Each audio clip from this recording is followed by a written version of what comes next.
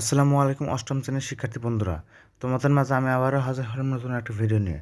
তোমাদের ভিডিওটির বিষয়বস্তু হচ্ছে তোমাদের ষান্মাসিক পরীক্ষার সিলেবাস নিয়ে। তবে তোমরা যারা আমার চ্যানেলে নতুন রয়েছে আমার চ্যানেলটিকে সাবস্ক্রাইব করে দেবে এবং অলরেডি যারা সাবস্ক্রাইব করছো তাদেরকে অনেক ধন্যবাদ। এবং তোমাদের শিক্ষা বিষয়ক যে কোনো পরামর্শ পেতে আমার এই স্ক্রিনে দেওয়া হোয়াটসঅ্যাপ নাম্বারে যোগাযোগ করতে পারো। তো কথা না বাড়ে মূল ভিডিওটি শুরু করা যাচ্ছে। তোমাদের ষান্মাসিক পরীক্ষার অলরেডি রুটিন দিয়ে দিয়েছে জুলাই মাসের 3 তারিখ থেকে শুরু হবে। তোমরা এখনও অনেকে তোমাদের সিলেবাস জানো না।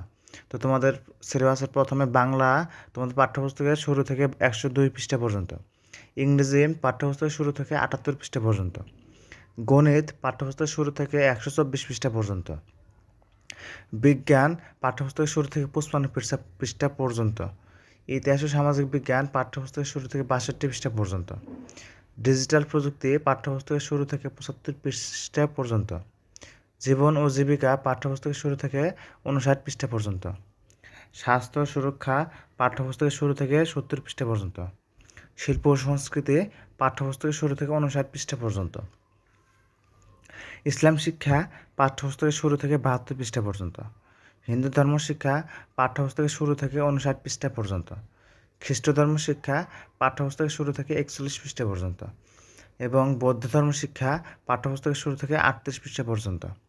এখন তোমরা এই সিলেবাস অনুযায়ী পড়লে তোমাদের ষান্মাসিক পরীক্ষা ভালো হবে আশা করা যায়। এটা তোমাদের বোর্ড থেকে প্রকাশ করা হয়েছে এই সিলেবাস।